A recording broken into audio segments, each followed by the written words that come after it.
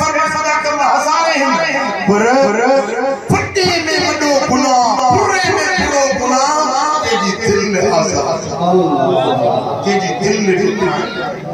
मदीने वाले साहब फरमाते अज़ियतुल मोमिन नक्सिल शहवत 70 मर्रा तेजी दिल रल जाए तेजी दिल दुखाए एडो गुनाह हुआ जे बैतुल्लाह शरीफ के ॾिठा हिकिड़ो दफ़ो न 70 फेरा काबे के ठाहे तेजी दिल दुखाए एडो हां बादशाह मारी ठहराई सालन का साल कम हलियो निर्मल माल ठही तैयार थियो बादशाह के इतला थी हाणे माल तैयार थी वियो आहे बादशाह जे वज़ीर मुशीर सलाहकार सां गॾिजी माल जो मोकल निकितो ॾिसण जे लाइ निकितो निर्मल माल जे अॼु पहुतो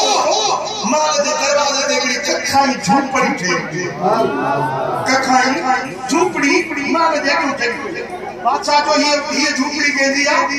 हिकिड़ी गुडड़ी आहे कुराड़ी आहे गदाई कदी पिनन विधी आहे ॾींहं जो पिनंदी आहे रात जो चे इन भूंगीअ में इन झूपड़ीअ में रहंदी आहे जी हेड़ो करोड़नि जो माल दरवाज़े ते भूंगी ठहे थी पटो झूपड़ी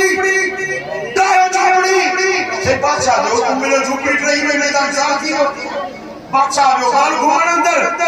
ऐं जे मोर शाम थी कुराड़ी आई ॾिठे गछो झुकी खादी पुछा नहीं हवाई मारी छुड़ी काने वई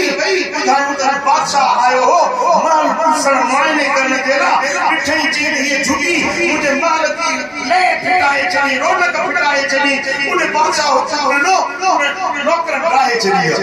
ओडी मल कुराड़ी हिय बचे बिहारे आसमान दे निहारे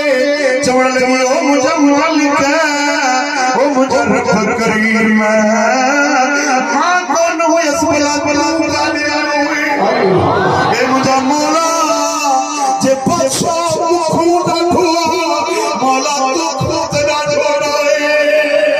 ए मुझे मालिक मुझे झुकी रही वई हर सारे की रात मोहम्मद थोड़ो किथे लगाया रात किथे गुजारिया ए मुझे मौला मुझो झुको फुरजी वियो माई हारे अखन में डोढ़ा अची विया रोड लगिया रब जी ज़ात के कहर चल अची वियो रब फरमायो मलाइको इन बादशाह के मान सुदो ज़मीन में खड़क करो जे मुझी बांगड़ी ते बाछ लग गई आ एक गरीब औरत ते रहम कयो आ इन बादशाह के महल सुदो ज़मीन में खड़क कयो अन्या ताई वो महल सुदो करो ज़मीन में हिकड़ी बुढ़ड़ी औरत जे जो ॿियो को रड़दा ॿुधण वारो न हो पर ॿुधण वारो सभिनी जी ॿुधे